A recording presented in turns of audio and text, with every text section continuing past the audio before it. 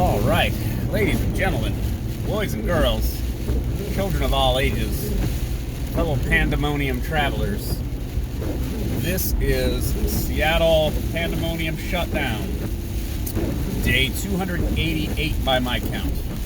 So what's going on? What's going down? We've got heavy rains, powerful rain today. It is, you know, like when the street's like a river, kind of like that today. Anyways, I don't know, man. I don't know what's going on. I guess they're gonna give everybody 600 more Trump bucks. Is that what's happening? Everyone's gonna get $600. Woohoo! I mean, I like to think of it in terms of like, say you were going to try to bail out everyone for their student loan debt, and you gave everybody $600 and thought that you did something. To me, that's kind of like what shutting down our entire economy and giving everybody $600, it's the same feeling to me. Ooh, we're floating a little bit. Rolling on a river. Wow. I guess the rain is good to make snowpack up in the mountains. I don't know. This is pretty intense, though. It's climate change. I don't know. Maybe just reminisce a little bit. I took some pictures on Friday night. I went up to Lake City. So Lake City is in North Seattle, right? I mean, it is. It's a neighborhood in North Seattle. And it had affordable, kind of crummy apartments and stuff like that. That's where I moved when I lived, or that's where I lived when I first moved to Seattle back in '07. Yeah, you idiot. What is wrong with you? My God.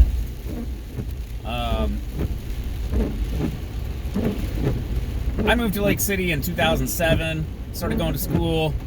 Seattle wasn't falling apart at that time, at least maybe it wasn't apparently falling apart. There were homeless around, but it wasn't frightening, disturbing, completely disgusting everywhere the way that it is now. And Lake City was like, I could call it like a lower middle class neighborhood. Like, I was a poor piece of trash, but I was also going to school and I was doing my thing, I was a young man. It's okay to live in a crappy neighborhood when you're a young person. But I'd go over to, 125th and Lake City Way. I'd go over to that intersection, hit my bus. What was the 522? I think it was the 522. Went downtown. And I hit that bus back and forth to downtown, basically every day, because I'd either be going to work or school or both. And there was like a little park over there, like a little paved kind of plaza area with this big stone arch and everything. And I'll post the link to the pictures. I went around there on Friday night, and that same courtyard plaza is just filled with homeless encampment, just packed with tents. And it's disgusting, and I understand if you're like sympathetic to the temporarily houseless or whatever you want to call them. But the point is that it didn't used to be this way, and then it became this way. And I had people tell me, "Oh yeah, I know somebody. They don't go there anymore, or they have to take a different bus route because they got robbed at that bus stop." Nothing like that ever happened at that bus stop back in the day when I was inhabiting the neighborhood. And I just don't know. The lack of, I covered this in the Fight for the Soul of Seattle episode from last week. Was that last week? I think it was last week. But there's something very disturbing about all of this and how all of this continues to go down. And one of the issues is the drugs, right? And Apparently people don't really know, but I believe it was the Limeys. Basically forced the importation of opium into China back during like the Boxer Rebellion. Again, like these details are a little bit foggy to me, but it's like history is not without a sense of irony, apparently, because the British forced the importation of opium into China, and this had deleterious effects on their population, of course. And now the same thing is basically happening to... Yeah, go ahead, you idiot. Basically, the Chinese are doing the same thing to us now, or at least the Chinese Communist Party. Let's, try to be clear, I suppose. Wow. So it is a water park out here. My God. No, now they're importing the, fentanyl and all that into America and the heroin and everything, and it's screwing up Americans now, and now they live in tents on the streets. Like, how do we have all this confluence of all these problems, right? Like, how do we have the failed housing market leading housing to be unaffordable? You have a bunch of people who have become not economically viable, apparently, in terms of, like, the job market, because if they could just go get jobs and live a decent life, they would probably not be living in the gutter doing drugs. Now, on the other hand, I knew a heroin junkie at one point who was like, yeah, heroin absolutely ruined my life, but if you had some right now, I would do it in a second. Like, he had a tracking anklet and all that. He was like, I would do it right now. I don't care. Like, that's how powerful it is. So there's some issue here where people are they're falling through the cracks of society. In some cases, it might be of their own doing, which, that's certainly a thing.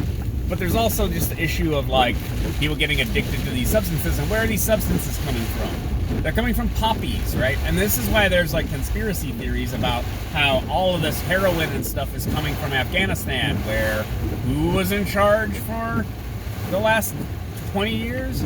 Basically us, at least in some capacity. The Taliban, and the...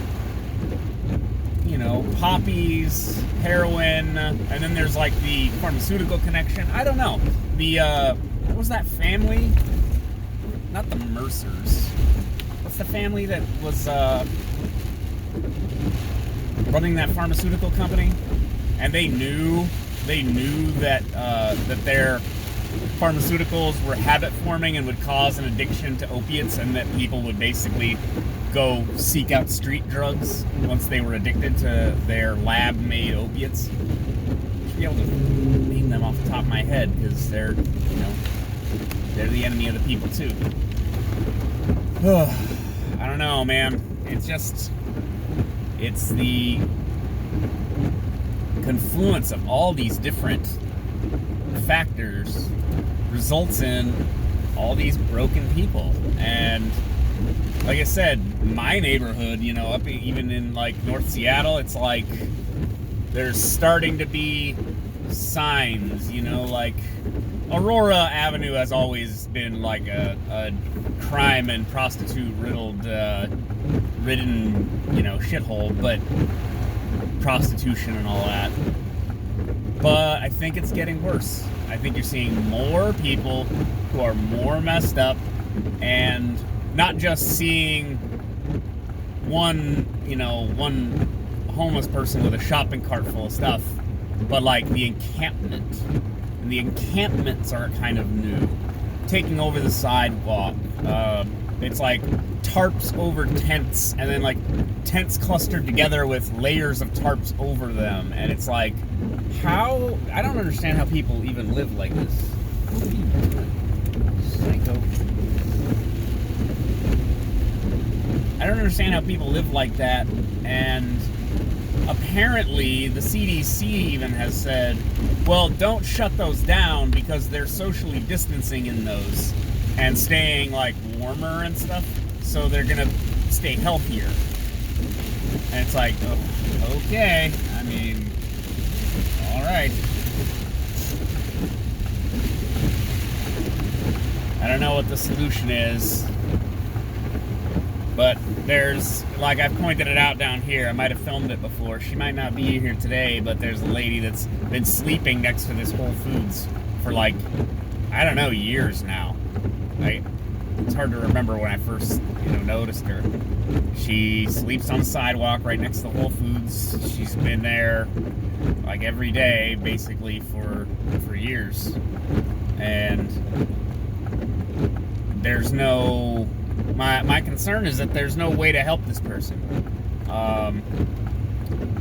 This is like the Charles Murray coming apart problem. Like, it's quite possible that society just ramped up to such a level that it's no longer navigable by people who have dysfunctions. Maybe they're just not very smart. Maybe they have psychological issues, neurological issues. Because if you're not 100% on top of your game all the time, not only are you not going to be successful, you can't even function in the world. It's too difficult. And I seem to remember like a troubling statistic about I think it was Carl Sagan threw out a statistic in it might have been Demon Haunted World about the general literacy level of the average like American, and it was like some shockingly high number of people, like 30 or 40% or something like that, were barely literate enough to read like a bus schedule. It was some shocking number. I mean, that might be used for shock value, and it's not necessarily that bad. And maybe general literacy isn't necessarily as key as we would like to think that it is, because we have set up all kinds of things to be, easy for a lot of people to do, like business models and things operate off of, catering to as many people as possible. So businesses and stuff don't, the McDonald's menu has pictures, is what I'm saying, is that you can survive and get by. You can even, like, the registers have pictures, if I remember right. So, like, you can get a job and kind of get by if you're not particularly smart, but you're not going to understand, water rights in agricultural America and how that body of law affects, regional laws in those areas. Like, you're not going to understand monetary policy. You're not going to understand what the Federal Reserve is and what reserve currencies are, and all of the intricacies of what our foreign policy are and all this stuff. You're just not gonna be able to sort it out. And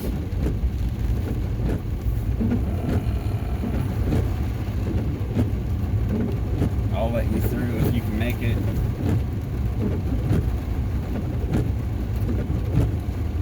Never say I never did anything for you, Audi.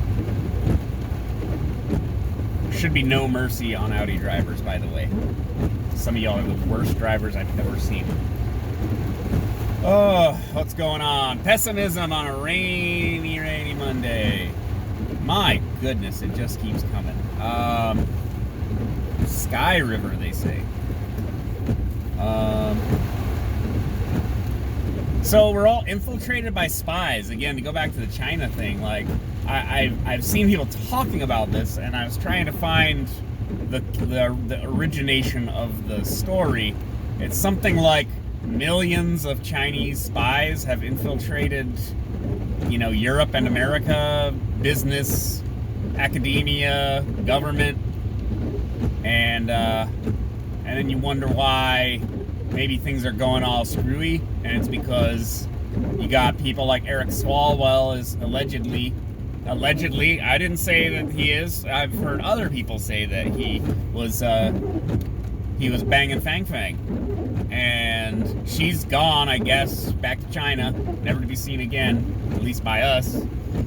And there could be Chinese spies infiltrated everywhere, and that's not cool, man. Then you wonder why everything's all dysfunctional from a city level, state level, federal level. I mean, is there anything that's not completely jacked up right now? I mean, never mind the pandemic. Things were already messed up before all the pandemic happened, right? I've said that a million times. If you're playing the Kyle-style drinking game, go ahead and have a drink. Oh my God, go.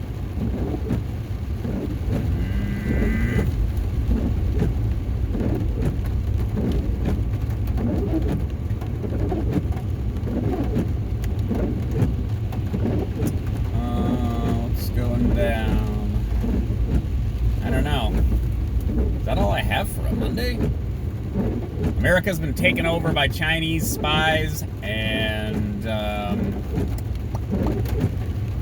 fentanyl is being trafficked into the country by the Chinese, and it's killing everybody, and cities dying. Yeah, so this is just another Kyle style podcast video.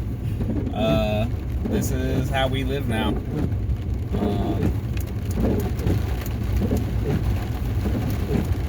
What's coming? You guys think? I feel like the election is over. I know we live in like perpetual elections, but this election, it's specifically is like refusing to die because I don't know. There's claims of all kinds of outlandish measures that can undo everything, I guess.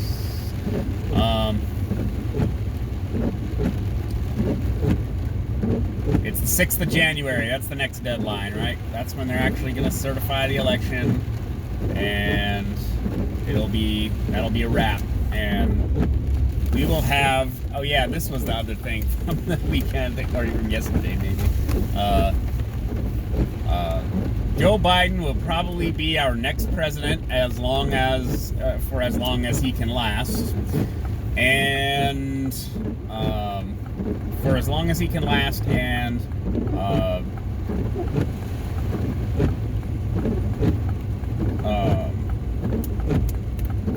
they're gonna promote Kamala in the media as the real, as like a figurehead, but then like Biden's actually the figurehead, and they're appointing all these swamp creatures to his cabinet. Not that Trump did necessarily a better job at that, but what are your hazards on?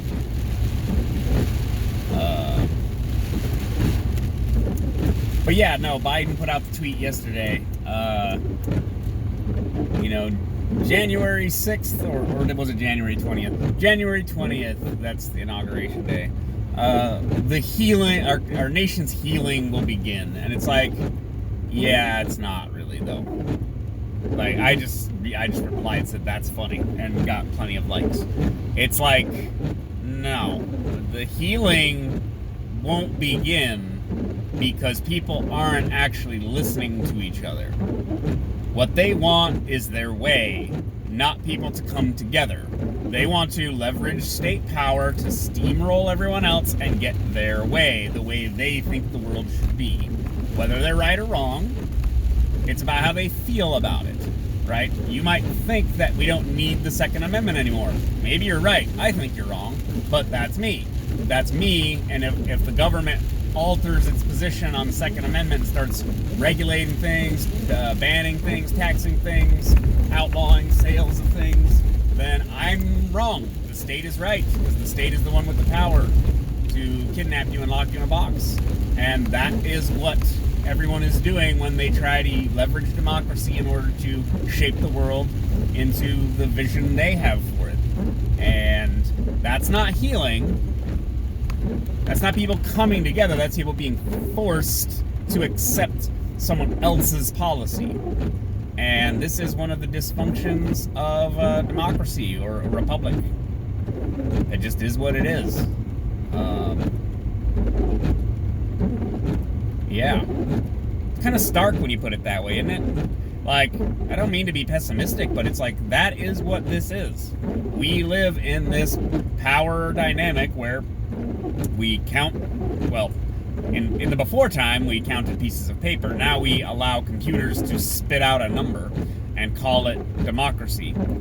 And the result is people appointed to branches of government who then make decisions. And they will vote to take away your rights, take away your money, give money to these people, remove taxes from these people, tax these people over here. This is what they do. Go to war over here. Well, we don't really vote to go to war anymore, but they certainly don't vote it down when it comes up, when it comes time for funding, right? Always fund the military and all this other stuff.